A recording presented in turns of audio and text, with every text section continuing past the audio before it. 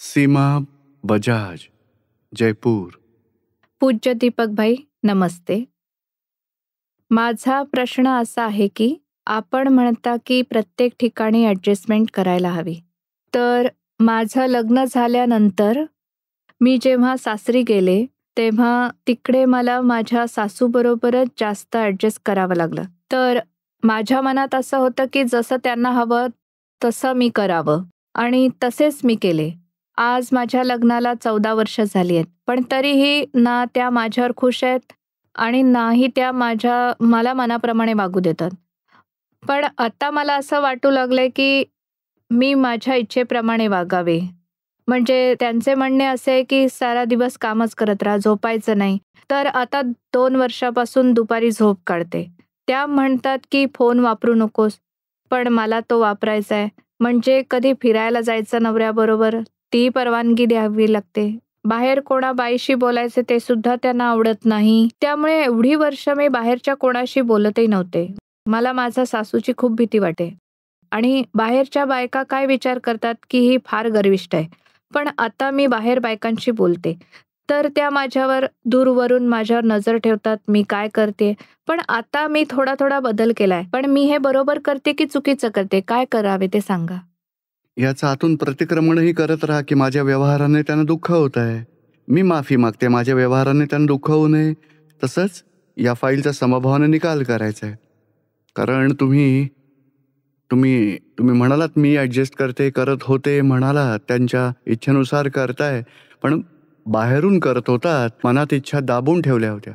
मला नाही करायचं आहे तरी करावं लागतं यांच्यामुळे. द्वेष हं, द्वेष तर होताच होता आणि हं. त्याच द्वेषाचं त्यांनाही दुःख होत होतं आणि त्या जास्तच. आणि हे कसं की आधी एकमेकांसाठी कायम सुनेला असं वाटतं की सासू सासू अशी आहे तशी आहे, मला माझं सांभाळायला हवं, नाहीतर मला दाबूनच टाकेल. सासूलाही वाटतं की सून सरळपणे राहणार नाही, तिला धाकात ठेवावं लागेल. हे प्रेजुडिस असतं आणि आपल्या कर्मांचा हिशोबही आहे. हं, हं. थोडं आता तर होऊन गेली 14 वर्ष. आता बोलूया. मम्मी, मी तुमच्या त्या ताई आहे त्यांच्याशी बोलत होते, वाईट वाटून घेऊ नका. त्यात काही हरकत नाही, त्या तर ओळखीच्याच आहेत.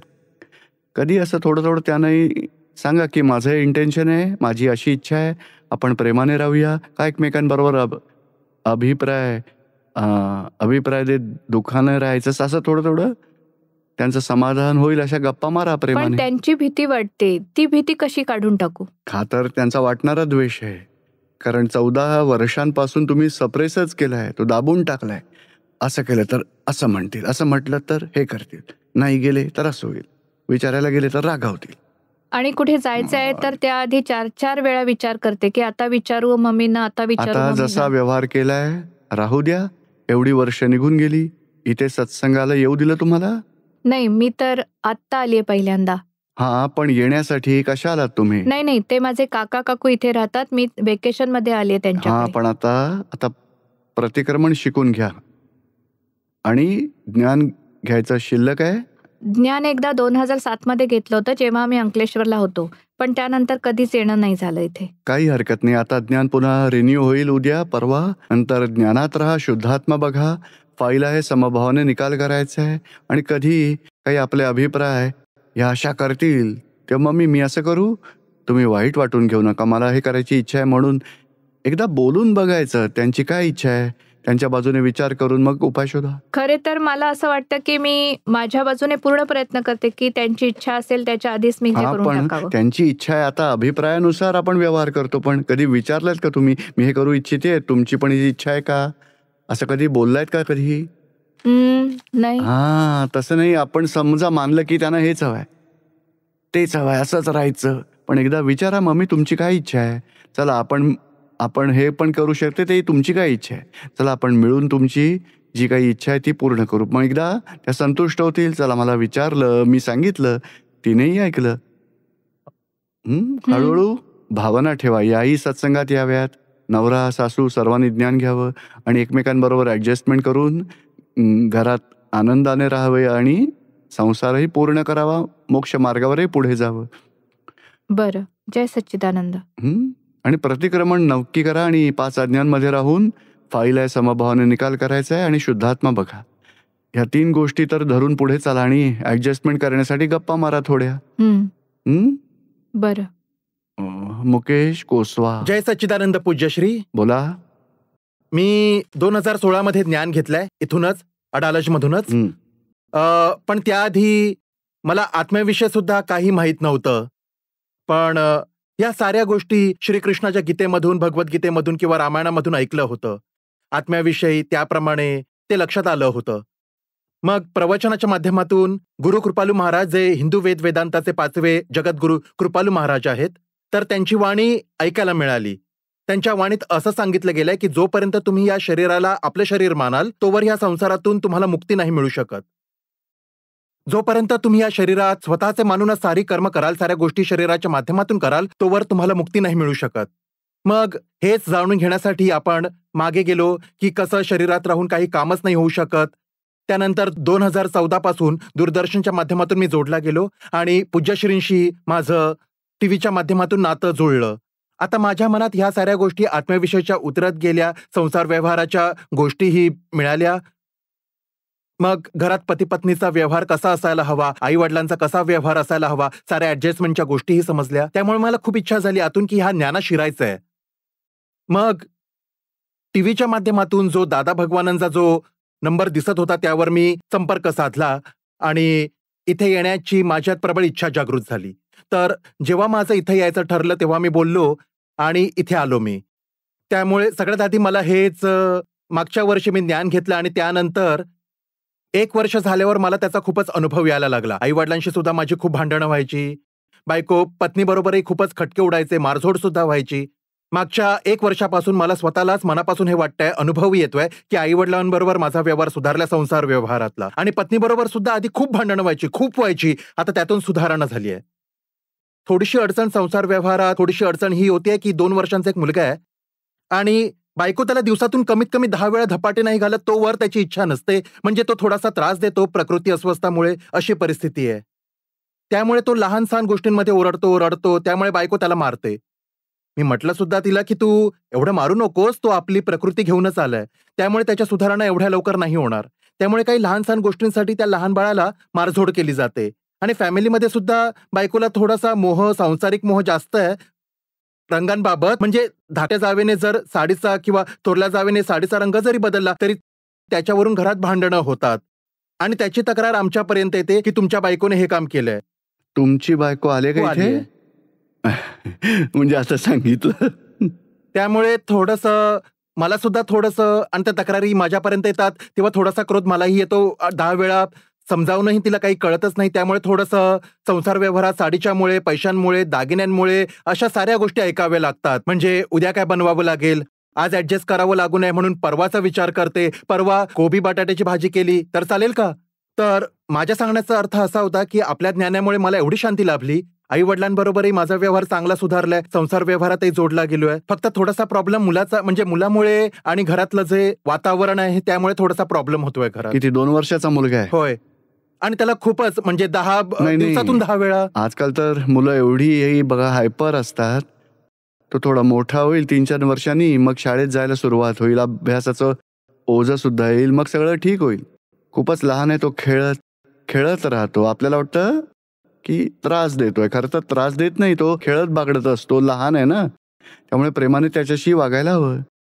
आता तुम्ही आला आहात आणि बायकोलाही घेऊन आला आहात, मुलालाही घेऊन आला. घेऊन आलोय. हा, मग इथून मुलावर संस्कार होतील, तो बघेल, ऐकेल, हे वातावरण बघेल. लहान मुलांवर याचे खूप चांगले संस्कार होतात. बघा, या 5 दिवसात बायकोला चांगली समज मिळेल, मुलावरही संस्कारांचा कसा व्यवहार करायचा त्याची समज मिळेल. आपण भावना हीच ठेवायची की आपण दोघांनी एकमेकांच्या सोबतीने मिळून मिसळून संसार व्यवहारही पूर्ण करायचा आहे आणि मोक्षमार्गावरही पुढे जायचंय. आता इथवर पोचलाय तर पुढचंही सगळं मिळेल तुम्हाला. जय सच्चिदानंद. मनोज रामचंद्र यादव, नागपूर. जय सच्चिदानंद. बोला. आपल्या चरणी कोटी कोटी प्रणाम. पूज्य दीपक भाई, माझा एक प्रश्न होता की ह्या जन्मात जे पती पत्नी आहेत त्यांचा पूर्वजन्मातही काही संबंध असतो का? तुमची काय इच्छा आहे? नाही, तेच तर जाणून घ्या. म्हणजे या जन्मात असेल तीच पुढच्या जन्मात मिळेल का? मग चांगलं की नाही? नाही, जे धर्मात आपण ऐकतो किंवा 7 जन्मांपासून असतं किंवा पुढेही राहील, तर त्याविषयी जाणून घ्यायचंय. नाही नाही, खरी गोष्ट ही आहे की पूर्वजन्माचा हिशोब नक्कीच आहे, पण पती पत्नीच होते आणि पुन्हा या जन्मात पती पत्नीच होतील ही गोष्ट खरी नाहीये. हा डिमांड अँड सप्लाय सारखा हिशोब आहे. समजा की भाजी विक्रेता जो आहे तो विक्रीसाठी बाहेर पडतो आणि आपल्याला आपल्या घरात भाजीची गरज असते, त्यामुळे आपण त्याला बोलवतो ये भाजी आण, तो देतो, आपण घेतो, हिशोब पूर्ण होतो. आपल्या पूर्वजन्मात आपण त्याला विकलेली असते म्हणून या जन्मात तो आपल्याला विकतोय असा हिशोब नाही येतो. पती पत्नीचाही हिशोब असाच आहे. कुठेतरी आपली दृष्टी बिघडली, मोह झाला, तिलाही आपला मोह झाला, तर अशी दृष्टी बिघडण्याने या जन्मात संबंध येऊ शकतो. किंवा मग खूप सारी कारणं आहेत मोहाची, पण मोह मुख्य आहे. मोहामुळेच आणि पूर्वभावात असंही होतं की बायको एवढी ओरडते, बडबडत राहते, रागावते, शांत स्वभावाची मिळावी, भांडण करणारी नको. मग अशी भावना करत करत पुढच्या जन्मात एवढी शांत स्वभावाची बायको मिळते की आपण 10 वेळा विचारले हे करायचं की नाही, जेव्हा उत्तरच नाही. कारण या साऱ्या कर्मांचा हिशोब असा आहे, आपले अभिप्राय, आपले रागद्वेष, आपला मोह, त्यामुळेच बायको मिळते. आणि बायकोचा जो हिशोब आहे तर त्या हिशोबाप्रमाणे नवरा मिळतो. म्हणजे आपण केलेल्या रागद्वेषाच्या हिशोबाप्रमाणे व्यक्ती आपल्याला मिळतात. हीच व्यक्ती मिळेल असा काही नियम नाहीये. दुसऱ्या अवतारात, दुसऱ्या जन्मात दुसराही हिशोब मांडला जाऊ शकतो. या जन्मात बायको बनून आली, पुढच्या जन्मात फ्रेंड बनून येईल, दोघे फ्रेंड बनू शकतील. कोणतंही नातं आधीच्या जन्मापेक्षा वेगळंही असू शकतं, बनू शकतं, आणि तसंही नसू शकतं. आणि संबंध जुळले त्यासाठी मुख्य गोष्ट आहे ते रागद्वेष. आपली मुलं मुली असतात, आई वडील असतात, ते सगळं रागद्वेषाच्या हिशोबानेच मिळतात. ते प्रेमाच्या हिशोबाने एकमेकांना सुख देतात आणि द्वेषाच्या हिशोबाने एकमेकांना दुःख देतात. हाच हिशोब पूर्ण करण्यासाठी संबंध असतो. आई वडील, पती पत्नी, मुलं मुली, साऱ्यांचा हिशोब पूर्ण झाला की वेगळे होतात. समजते आता तुम्हाला? हो. म्हणून आपण काय करायचं, तर नवे रागद्वेष होणार नाही तसा व्यवहार ठेवायचा आहे. प्रेम आणि द्वेष, प्रेमातून अपेक्षांचा जन्म होतो, प्रेमामुळे पॉझिटिव्हनेस येतो, प्रेमामुळे आसक्ती वाटते, आणि द्वेषातून अभाव, तिरस्कार, द्वेष, एकमेकांना दुःख देणं, एकमेकांचे दोष पाहणं, तो द्वेषाचा भाग. तर द्वेषाचा भाग आणि प्रेमाचा भाग दोन्हीमध्ये आपण समभाव ठेवून सुटायचं आहे. त्यातूनच चांगला व्यवहार करावा. म्हणजे मुळातून जास्त खुश नाही, मनात प्रेमामुळे अपेक्षा नाही, त्याने वाईट व्यवहार केला तरी द्वेष तिरस्कार नाही करायचा. समभाव ठेवून प्रतिक्रमण करून आपले रागद्वेष आपण धुवून टाकायचे, आपण मुक्त होत राहायचं. तिचे रागद्वेष असतील, तिला दुसरा पती मिळेल त्यांच्या रागद्वेषानुसार. तिनेही ज्ञान घेतलं, रागद्वेष धुवून टाकले, तर स्त्रीदेहही सुटेल आणि पुरुष देह मिळेल. सिमंदर स्वामीच्या शरणी जन्म होईल, अशी मोक्षगती मिळेल. हा मोक्षमार्ग पूर्ण करायचा रस्ता ध्यानात ठेवण्यासारखा आहे की या संसारात अनंत अवतारातून जन्म, अनंत जन्मातून रागद्वेष करून पती बनलो, पत्नी बनलो, मुलं झाली, आई वडील बनलो, पण रागद्वेष समाप्त करून मुक्ती काही मिळाली नाही.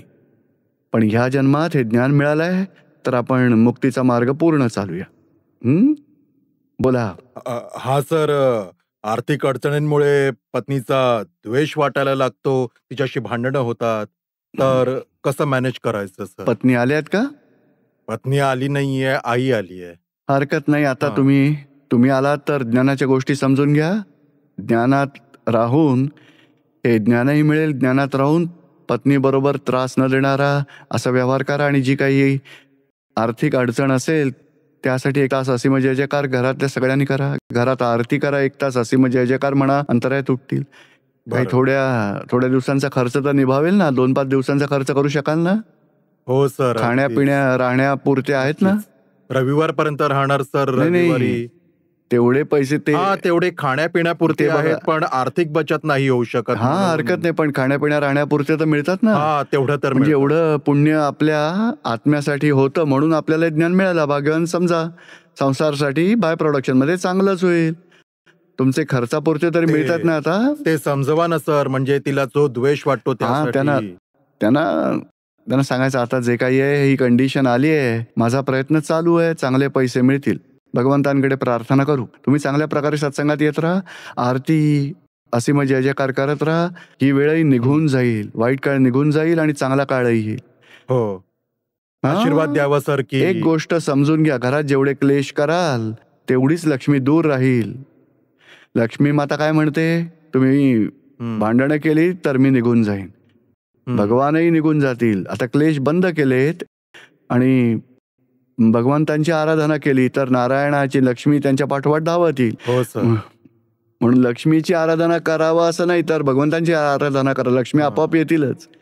आणि हा आपला पूर्वकर्मांचा हिशोब आहे तर थोडा काळ वाईट जाईल, पण हळूहळू तो हिशोब पूर्ण झाला की चांगले दिवसही येतील. जय सच्चिदानंद. पूनम, मी हा. पूनम बोलते दिल्लीहून. हो बोला. हा होय आता तर दीपक मी भाई. अडालज मध्ये आहे. नाही तर लोक म्हणतील दिल्लीहून बोलताय, कुठून, इथे आलेत. नाही, काय झालं, बोला, काय प्रश्न आहे. चिकट फाईल्स बरोबर खूपच द्वेषाभाव तिरस्कार होत राहतो. इच्छा नसतानाही मनाला फार दुःख होतं, पण त्यांच्याबरोबर रात्रंदिवस आपण असतो 24 तास. मग त्यामुळे माझे मन खूप अशांत असते, मन खूप दुःखी होते. इच्छा नसतानाही अशी निमित्त मिळतात की काय करावं आपण. हो, पण चूक कोणाची आहे, कोणाची आहे ते. माझीच चूक आहे. तर मग 1 तास बसून, 1-1, 2-2 तास बसून रात्री झोपण्याच्या अर्धा तास कमी करा आणि बसून मग होय. प्रतिक्रमण करा तुम्ही व्यवस्थित, एकदम जोरदार.